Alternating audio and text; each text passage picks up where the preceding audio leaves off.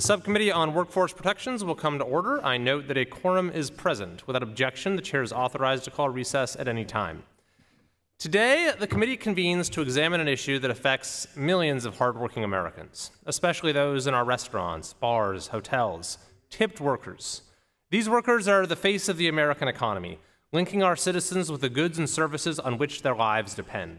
Their livelihoods depend not only on the tips they earn, but also on the policies that govern their pay.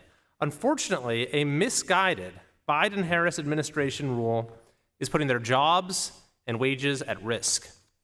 Under the Fair Labor Standards Act, there's a system in place that's been around for decades. It's called the tip credit. It allows employers to count a portion of an employee's tips towards the minimum wage. This system, it's worked for years. It's allowed tipped employees to be paid a base wage that's less than the federal standard as long as their combined earning with tips exceeds the federal minimum wage. It's common sense, and it helps the workers because most tipped workers earn far more than the federal minimum wage. A recent study by the National Restaurant Association found that the median tipped worker earns $27 an hour, and that's not an anomaly, it's the norm. The current system gives tipped workers the opportunity to thrive, and it doesn't just help them, it helps the restaurants and small businesses that employ them. Unfortunately, across the country, we're seeing anti-worker policies that phase out the tip credit altogether.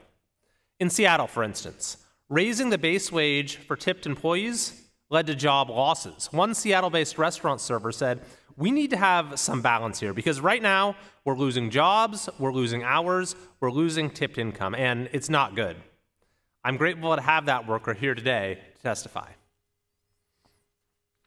There are over 4 million Americans working in tipped occupations, and they're telling us very clearly, don't take away the tip credit.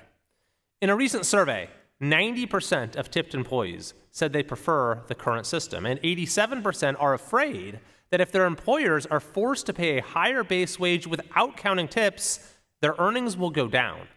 These workers are telling us the economic reality of their workplaces, and we should listen to them. Sadly, the Biden-Harris administration hasn't listened. The Department of Labor's 2021 tip rule restricts the tip credit drastically. What's more, if an employee spends just 30 minutes on duties that don't produce tips, the employer can no longer claim the tip credit at all. It's essentially a requirement on small businesses to track their employees' every movement, minute by minute. It's burdensome, invasive, and altogether out of touch with the realities of working life. Fortunately, just last month, we saw a major victory for common sense. The U.S. Court of Appeals for the Fifth Circuit struck down the 2021 tip rule, calling it contrary to the Fair Labor Standards Act. This ruling was a win for both workers and small businesses, but the fight is far from over. This committee is dedicated to supporting workers, small businesses, and the customers who rely on them. The tip credit benefits all three. It provides flexibility for businesses, ensures tipped workers earn more, and helps maintain a thriving service industry. With that, I look forward to the testimony of our esteemed witnesses and yield to the ranking member for an opening statement. Thank you, Mr. Chairman, and I also want to thank the witnesses.